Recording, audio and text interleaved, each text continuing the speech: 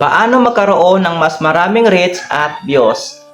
Sa video na ito, isi-share ko sa inyo ang 10 Facebook Reels secret. Bakit ang ibang creator kahit 500 followers pa lang umaabot na ng 100k views or hanggang million ang views nila? Samantalang ang iba, 20 followers na pero ang views nila ay hanggang 100 views pa rin. Sa video na ito, ibabahagi ko ang 10 sekreto kung paano mas maraming tao ang makakita ng Facebook Reels mo. Welcome sa Toto Fred Vlog. Kung gusto mo matuto sa Facebook monetization, YouTube tutorials at Facebook growth, huwag kalimutan mag-subscribe sa aking YouTube channel at i-follow na rin itong aking Facebook page na tutorial ni Toto Fred. Kaya simulan na natin. Secret 1. Ang unang 3 segundo ang labanan. Kapag hindi ka nakakuha ng atensyon sa unang 3 segundo, malaki ang posibilidad na mag-scroll agad ang viewer. Mga halimbawa ng hook. Ito ang dahilan kung bakit walang views ang reels mo. Number 2. 90% ng creators hindi alam ang setting na ito. So dito ipapakita ko sa inyo ang ating infographics kung ano ang pinakamagandang hooks dito. So dito makikita natin ang dalawa, no? Ang mahinang hook versus malakas na hook. Dito sa mahinang hook, makikita niyo dito ay ang kaunting reacts, comments at saka shares. Bakit? Kasi nga walang nakakuhang atensyon, mataas ang chance na scroll agad ito ng ating mga viewers. Kapag ito ang ating content na hello guys, welcome sa bagong video. So mababa ang watch time, kaunti ang views at saka engagement. Samantala dito naman sa malakas na hook ay makikita ninyo ang difference nila. Kung dito makikita natin ang napakahatak na atensyon. So agad dito napaisip ang mga viewers natin at napapakuryos sila. So dito tumataas ang watch time at saka yung engagement. At siyempre tumataas din ang views, shares, comments at saka nagpa-follow sa'yo. So dito yung kaibahan nila sa mahinang hook at saka sa malakas na hook. Secret number 2. Bigyan ng curiosity ang audience. Huwag sabihin agad ang sagot. Instead na sabihin mo, ito muna yung sasabihin mo. Intayin mo ang secret number 10 dahil ito ang pinakamahalaga. So dito pa lang sa iyong sinabi ay makukuryos na agad ang iyong mga viewers kung ano ba yung aabakan nila sa secret number 10 na yon. Secret number 3. Panatilihin mabilis ang video. Walang mahabang intro, walang dead air, mabilis ang transition, malinaw ang audio. So pasensyahan nyo na mga idol kung maingay ang ating background kasi nga mayroong music. Hindi ko alam, baka may parid. So secret number 4. Gumamit ng caption. Secret number 4, maraming nanonood ng naka-mute.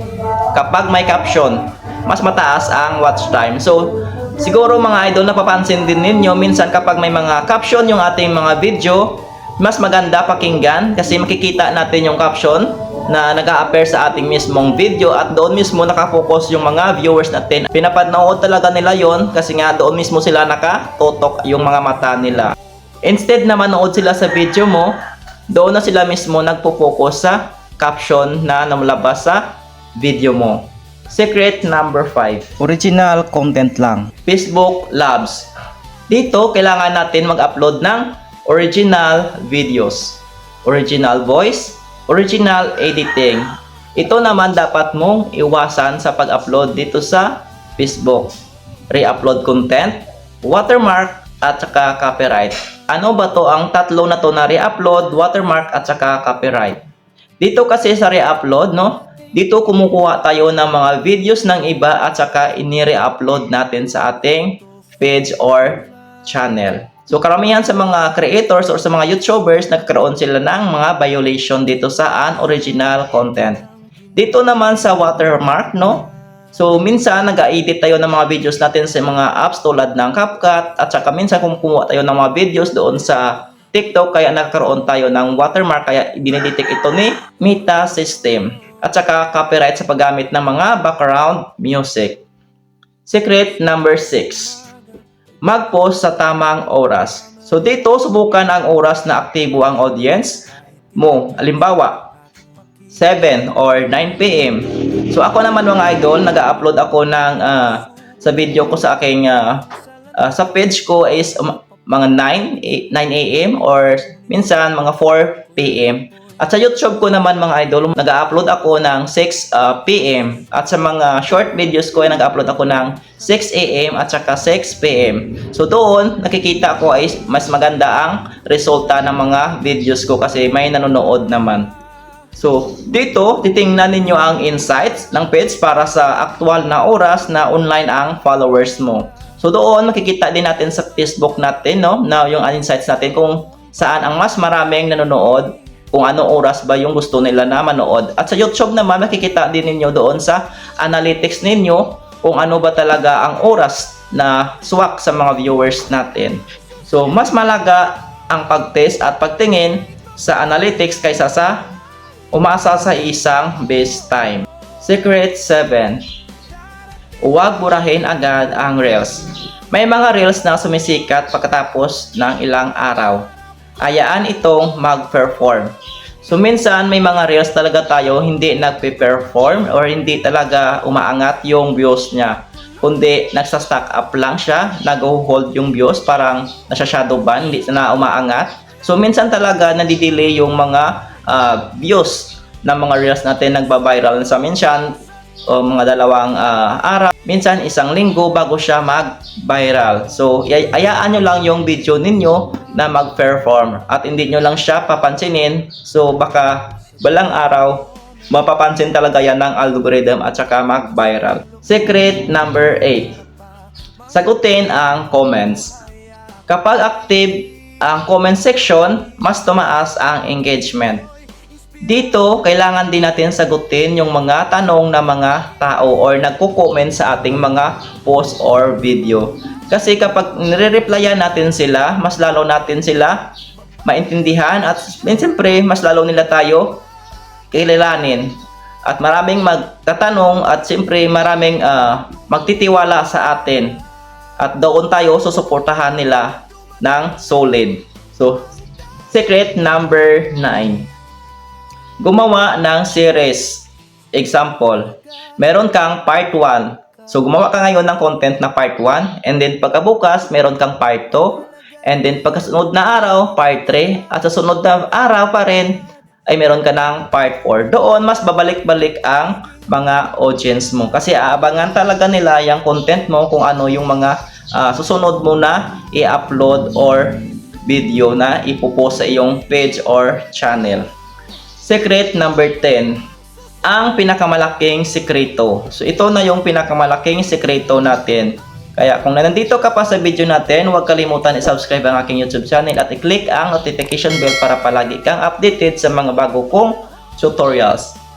So hindi algorithm ang kalaban mo dito. Ang kalaban mo ay pagsuko, hindi consistent, walang strategy. Kasi minsan dito, nabu-burn out na tayo, nadidrain na tayo kung ano ba yung mga gusto natin i-content. Naubusan tayo ng idea or mga topic. Kaya minsan gusto na natin sumuko. At minsan hindi na tayo consistent kasi nga pagod na tayo, natatamad na tayo, wala na tayong gana mag-upload ng ating mga content dito. At minsan wala na rin tayong strategy, naubusan na tayo ng knowledge. So, mag-aral sa analytics. Pagandahin ang content. Mag-upload ng tuloy-tuloy. Ang bawat video ay pagkakataon para matuto kung ano ang gusto ng audience mo. So dito naman, no, makikita natin, kapag nakikita natin sa analytics natin or sa insights natin na ito pala yung video ay nagpe-perform, doon tayo magpo-focus at gagawa natin ito ng video pa para mas aabangan ito ng mga followers natin at saka yung viewers natin. So, palagi ninyo talaga pagandahin yung content ninyo. Make quality content at saka engaging. So, ito lang naman ibibigay ko sa inyo na mga secret na 10. Sana meron kayong natutunan dito. Kaya kung may natutunan ka sa tutorial na ito, huwag mo kalimutan mag-subscribe sa aking YouTube channel na ito, Natuto Fred Vlog. At saka sa part 6, pag-usapan natin ang 10 dahilan kung bakit nadidemonetize ang Facebook page at paano ito maiiwasan. Kaya huwag kalimutan i-comment ang part 6 para sa susunod nating tutorial para mapanood ninyo ito. Kaya hanggang dito lang yung ating tutorial ngayon. Sana meron kayong natutunan. God bless. Have a nice day. Bye-bye.